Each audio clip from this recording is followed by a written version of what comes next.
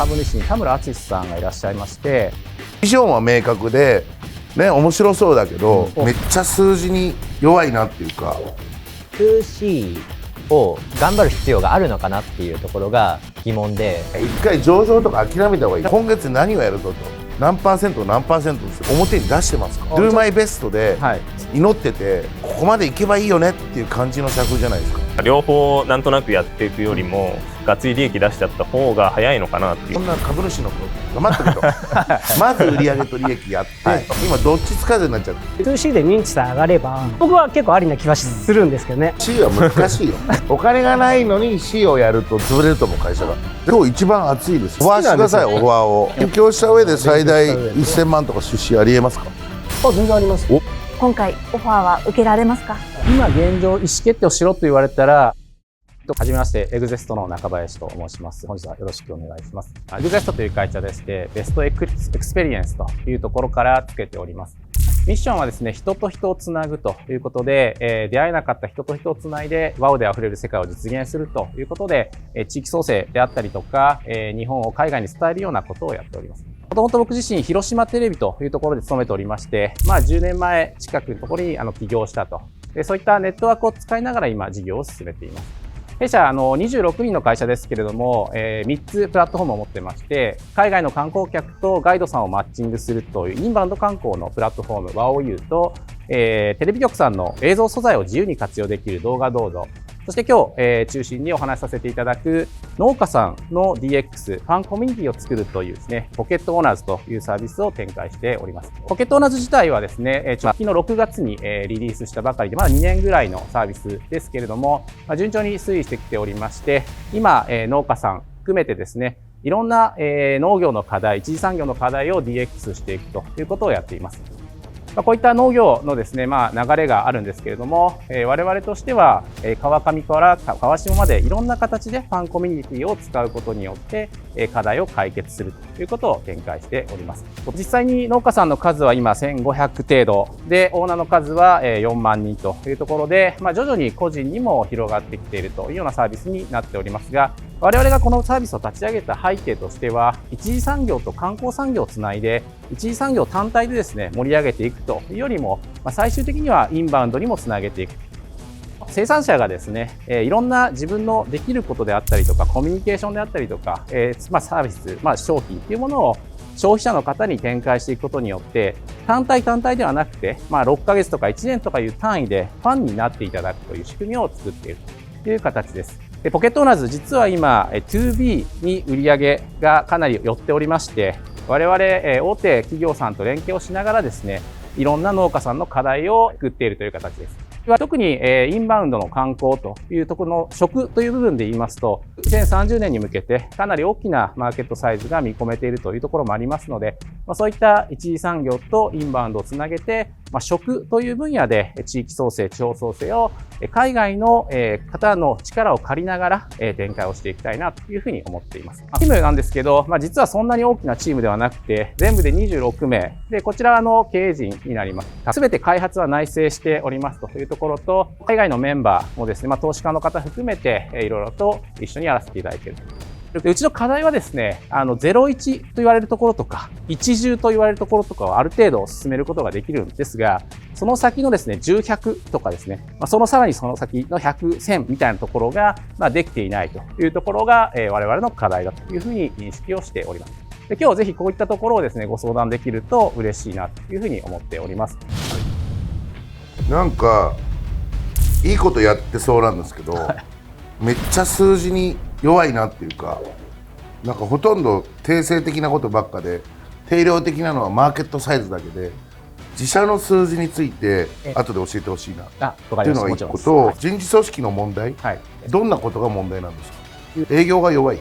や、もう若林商店だよねと、僕のその人脈であったりとか、僕がやりたいことを好きにやってる会社だよねという見方しかされないと。部下たちが自走して売り上げを取ってきてる。そうですね、はい。パッと見た感じだとなかなか複雑そうなビジネスモデルになってると思うんですけど、今 2B で成果が出てるって話だったんですけど、どこが結局メインのマネタイズの場所で、どれぐらいの売上規模になってるのかって聞いたりできますか。ビジネスモデルとしては意外とシンプルで、農家さんとオーナーさんをつないだマッチングのプラットフォームであるというところです。で、我々はその中の 20% という手数料をいただくというところが、はい、一つ。26名だけど業託入れてるから月の販管費でもうちょっと低いですね。じゃあそれ以上の粗利が毎月入ってくる。そうです。はい。これはショットみたいのとサブスクみたいのだとどういう感じですか？デコボコしてるんですか？それともずっと毎月安定して黒字？デコボコしてます。はい。ポケットオーナーズ単体で見ると、黒字です。毎月。ただ、他にもワオユーであったりとか、エルサスっていう、いわゆるテレビ CM の DX をするようなサービスであったりとか、あと動画どうぞっていう、サービスだったりとか、はい、いろいろありますんで、そういったいろんな要素を含めてデコボコしているというような形です。じゃあ年間に1億くらい粗利があると黒字になる会社。そうですね、イメージとしては。はい。で、今1億いくんです。いきそうなんですけども。いってます。いってるんだ。なるほど。で、資金ニーズはそんなにない。拡大していくための資金っていうのは、今のまま現状を維持するものであれば問題はないと思うんですが、拡大していく、組織を作っていくとなると、やはり資金は必要になってくるかなというふうには認識をしています。対象としてのお客さんっていうのは、インバウンド向け、つまり海外事業者さんを売上の対象として見られているように、感じるんですが、その過程の中で喜ばれているのは逆に言うと日本の人が、多分そこが現状のその売上がついてきてない部分、理想の部分と売上がついてきてない足りないエッセンスだろうなというふうにお話を聞いてると、感じるんですよね。ガイドさんがいれば僕らも海外行くときにネットもしくは雑誌とかでは知らないところに地元の人のガイドがいれば行けるっていうのはすごい強みでいい。で、動画も多分いい。ポケットオーナーさんも地域の一次産業を復活するにはすごいいい。いいなんですけど、多分そのいいのその流れというものが全部その日本人にとってすごく、一番最初は外国の方がいいなんですけど、あとは日本人にとってここら辺のこのつながりがちょっと整理できるご提案を、我々の方でできたら今日の商談の意味があるのかなというふうに感じました。ありがとうございます。ポケットオーナーズの課題について伺ってもよろしいですか？コンセプトは海外の人に最終的には楽しんでいただこうと、そのためにコンテンツ化してナパバレーみたいな世界観をって思ってたんですけど、やはりそのコロナというのもあってですね、まずは日本人の方がどんどん使っていただけてると。ただ日本人の方 2C に関しても一定数はいらっしゃるんですが、構造的に 2B の売り上げが約7割ということで、エンドユーザーを抱えていらっしゃるような、大手キャリアさんであったりとか、地域密着の全国展開されていらっしゃるようなホテルさんであったりとかが、ポケットオーナーズのそのオーナー枠ですね、をまるっと買われて、でそこから我々としては収益をいただいてっていうことがメインになってきてます。なので 2B っていうのはある程度営業をかけてですね、良さを知っていただけたら、地域創生とか、人口減少に対するCSR とか CSV 的な形でチャレンジをしていただけることはあるんですが、じゃあそれを個人の方にこの提供価値が何でどういうふうに認知拡大理解をしていただければ、我々のサービスを使っていただけるのかというところは、圧倒的にまだ弱いかなそこはまず拡大していきたい。もう一つ、2B も捨てるわけではなくてですね、2B はある程度徐々に伸ばしながら、2C をもより急速に伸ばしていくということで売上比率を変えたいなと思ってるんですけど、2B に関しても、今僕が全部独自的に営業活動しているっていうのをマニュアル化するなりなんなりして、しっかりとこの他のメンバーも売れるようにしたい。G の方々がポケットオーナーズさんのサービスを使うメリットっていうのはどういうようなところのメリットを端的に提供されてるんですか？農業体験だと思います。収穫体験とかですね、いわゆる観光農園的なところだけではなくて、もう植えるところから雑草の除去、もしくはその途中過程も含めて最終的に自分の畝であったりとか自分の木から物を収穫するというその過程を含めて楽しめるのが一番提供価値としては高いと思っています。ということは植えます、草取ります、肥料を与えますっていうのを全部やるんですか？基本的にはそのオーナーの方が、行けるタイミングで関わっていただくということが多いですね。行けないタイミングは農家さんがやるということですね。スポンサーになる代わりに売り上げももらえるってことでしょ？売り上げはお渡ししないです。現状では本当に農作物が送られてくるとか、そういうことね。現物支給です。現物支給。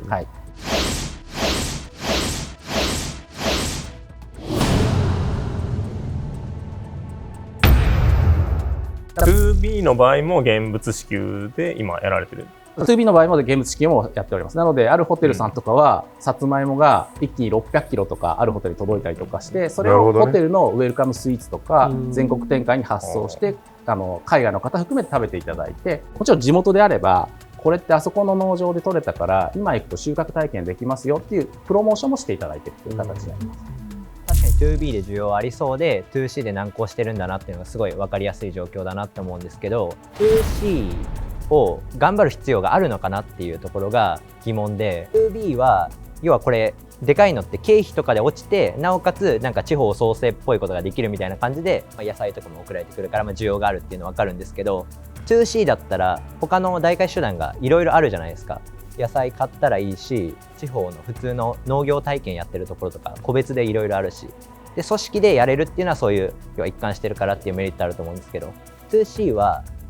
そもそもないんじゃないのかなと思って、 2C 頑張らなくていいんじゃないかと思って。要するに 2B だとあなた方経営陣も電車乗ったり訪問したり、いわゆる営業コストかかるじゃん。 2C だと寝てる間にオンラインでアプリ上でどんどんお金が集まるでしょ。収益率を上げるために 2C の比率を上げたいっていう要求があるってことね。それももちろんありますし、最終的に我々はその人と人をつなぐ会社ですので、企業と農家をつないで収益を上げましょうという農業支援の会社ではないというところが一番根本なので、最終的には 2C でしっかりとファンコミュニティを作ってですね、農家さんのために顔の見える農家であり顔の見えるユーザーっていうのを作って、コミュニティを最初は30人かもしれませんけど、どんどん年を経つごとに100人1000人っていうふうに仮になっていくと、我々としては鶏が先か卵が先かだけど、仮にね何十億も利益が上がって、お金使えたらさ 2C もアプローチできるじゃん。そうです、おっしゃる通りです。そうだよね、だから 2C の比率が大堀君言う通り上げたいっていうよりも、まず利益を持ってあげればいいんじゃない。今回どういった形の連携とかあるのかっていうのはあるんですけど、ポケットオーナーズ自体は観光客にガイドっていうところがコンセプトにありますので、そのための地方のコンテンツとして、農家っていうところと連携をしていく。でそれがたまたま今、地方創生とか農業とかいろんなキーワードで企業さんに買っていただいて収益が上がっているというところなので、我々としてはそのポケットオーナーズ自体の仕組みはある程度できてきたと。じゃあそれをしっかりと一緒にパートナーシップを組んでやっていただけるっていうことになるといいなと思います。2C の根本的なところを聞きたいんですけど、そもそもターゲット層がどこで、ペルソナとしてる人がどこで、さらにその流入経路、その 2C の流入経路っていうのはなんかどういう考えを持ってるのかなっていうのをお聞きしたいんですけど。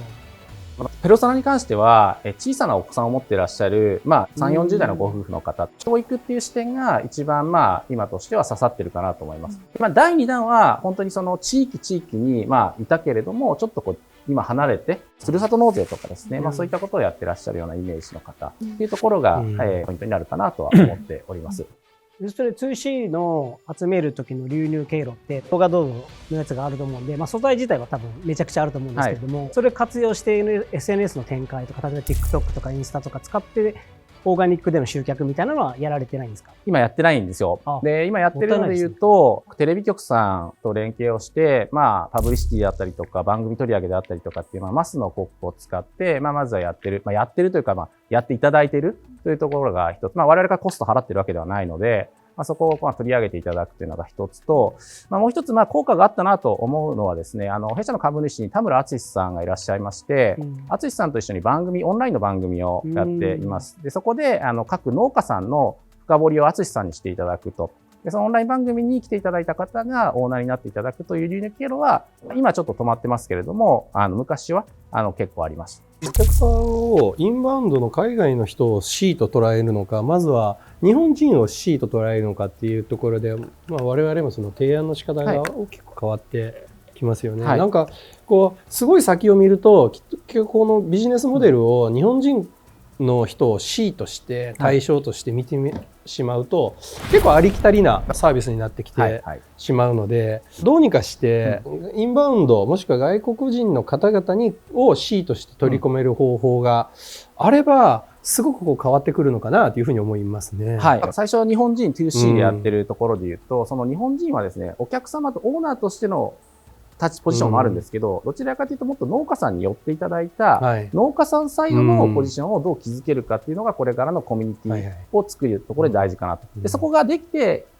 最近インバウンドも復活してますんで、海外の方に農家さんプラスオーナーさんでどういった形の魅力発信ができるかっていうことをやっていきたいなと思っております。ちなみにこのサービスって競合とかみたいなのってあったりします？オーナー制度という意味では、個別農家が各自やってるっていうのはありますと、ただその普通の購入型クラウドファンディングとかと近いんじゃないの？近いです。おっしゃる通りですね。そうだよね。はい。食べ直さんとかポケマルさんはある程度近い、EC ですけど、ここよりも体験ということで、我々としては食べ直さん、ポケマルさんと戦うと、どうしてもうちの方がコミュニケーションコストとかですね、いろいろ農家さんに支払うものが高いので、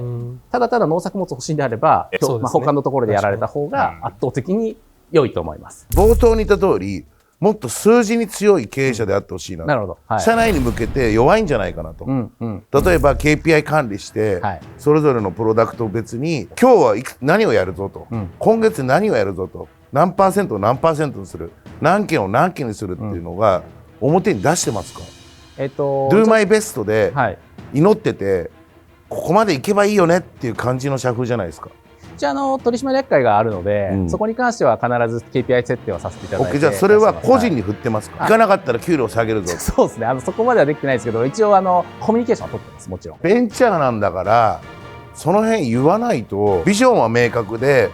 ね、面白そうだけど、もっと数字に強い組織にしちゃえば、僕まあまあいいかなと思ってる。今の話聞いてて、2B と 2C とポケットオーナーズって同じサービス名でやってると思うんですけど、全く違うビジネスモデルなんじゃないかなっていうふうに感じてて、どっちをまず伸ばしていきたいのかなっていうところが、